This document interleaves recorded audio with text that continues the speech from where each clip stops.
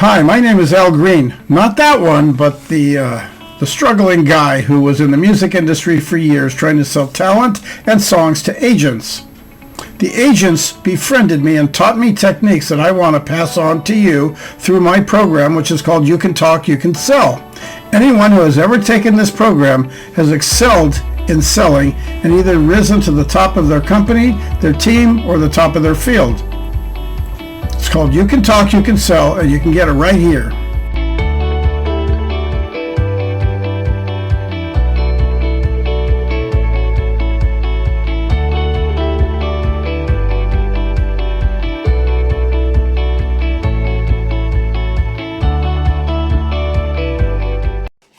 What is the greatest secret that you could learn that would boost your sales so you can be one of the top salespeople?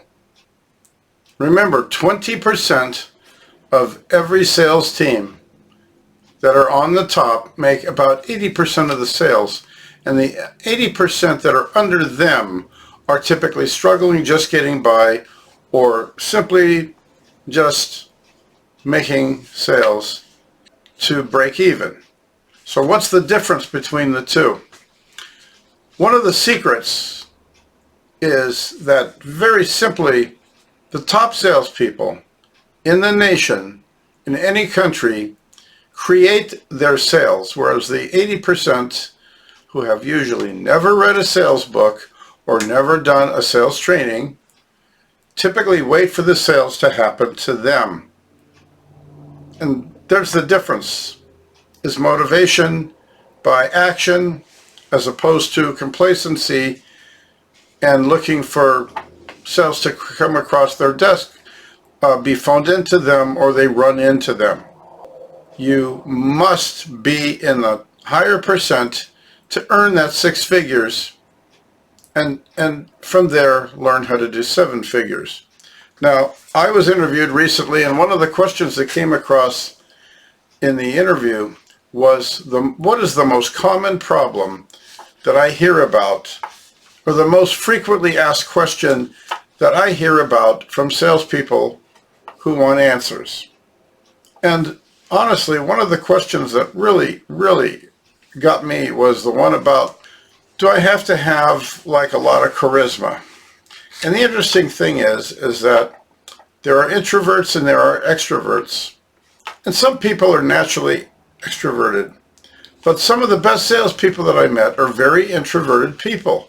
But when they get into a situation or an environment where they have to be on the spot to make the sale, they can be very over the top extroverted because they make a simple mental adjustment that they're there being successful doing their job. It's really not that hard to do.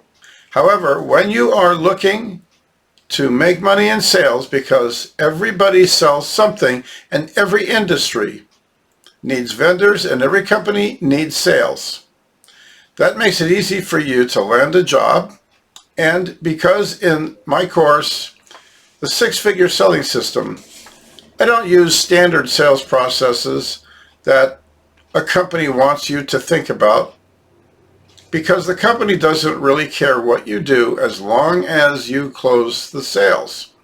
And the more sales you bring in, the more leeway the company will give you to do whatever you want. So how do you handle being a person who's going to be on the move and jump up to the higher numbers? What is it you do? That's covered in previous courses and previous lessons that we've taught here about scheduling your day, keeping your day wide open past the end of the day, giving out your cell phone number to customers so they can reach you anytime, and being available on weekends, because after all, we're available to everybody else on weekends, but if everybody on the weekend was offering to make you money, wouldn't that make a difference to you? But look, you don't have to be an extrovert. All you have to do is focus and keep your mind on the communication between you and the customer. Look, the hardest thing to do these days is to overcome natural sales resistance by customers because they really don't want to engage in conversations. However, it's conversations that uncover their their wants. Remember, just about every sales course I've ever seen says sell to the need. However, not everybody, not every customer is buying to the need. A lot of customers are buying to their wants. As I said, yeah, you need to have a car, but nobody says you have to have a BMW or a Porsche, but you might want one. Nobody says you have to have an electric car or a hybrid, but you might want one. So the need is the car. The want is what you're being sold. And that is the purpose of the salesperson, to sell to you what you want.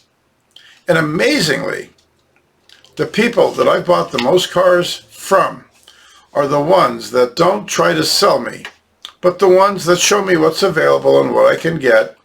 But I remember going into car dealerships, and before I developed a relationship with my last car dealer, he basically said to me, "Tell me, Al, what is it you want?"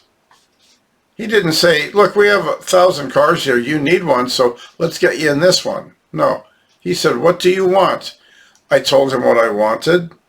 He took me out on the lot and he showed me a few of the models that fit my description. And then I sat in them, drove them around a little bit, and realized, I really like this. This is what I want. Why? Because it had amenities that I wanted. It had a backup camera, and I thought, that's cool. Not all the cars I had before did, but what a difference that made.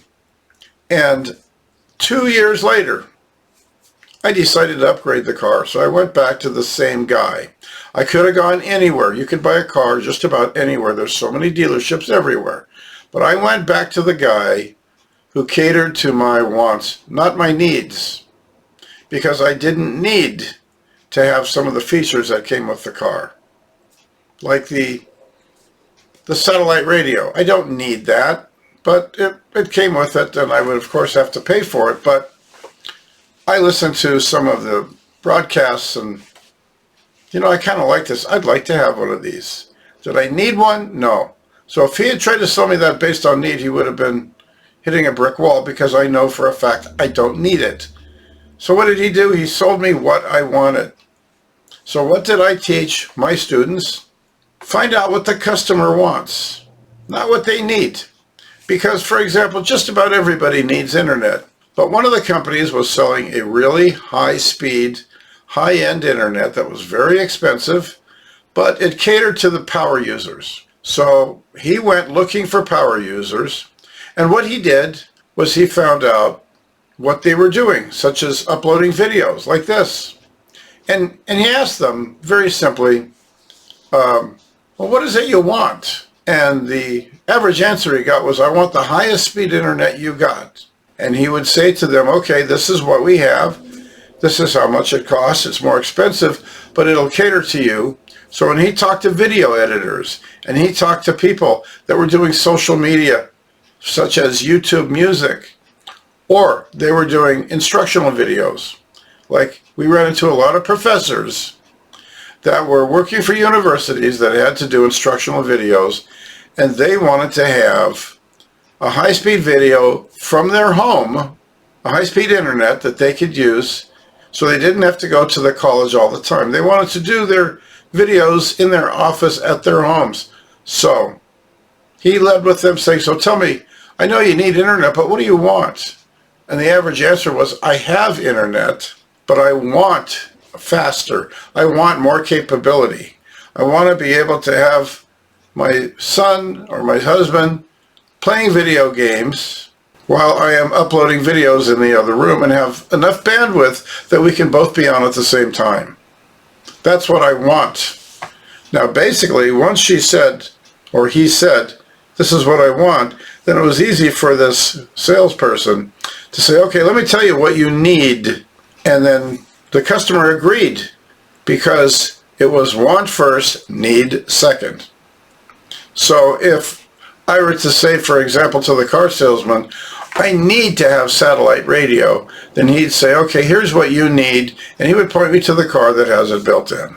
So remember, the top salespeople think in terms of what does the customer want, not what they need. Because look, Not everybody wants to hear you talk and talk and talk. They want to do the talking. I want you to do the talking in my course.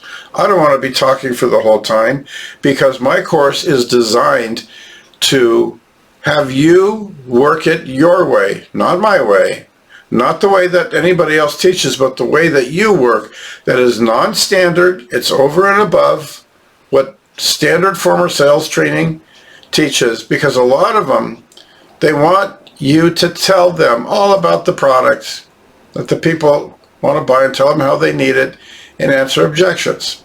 And the real top salespeople make their money by letting customers do all the talking and listening and paying attention, and then giving to them everything that they have asked for, and needs cross over into wants and desires. So just remember, you have the secret that you've been looking for, is changing the way you see this.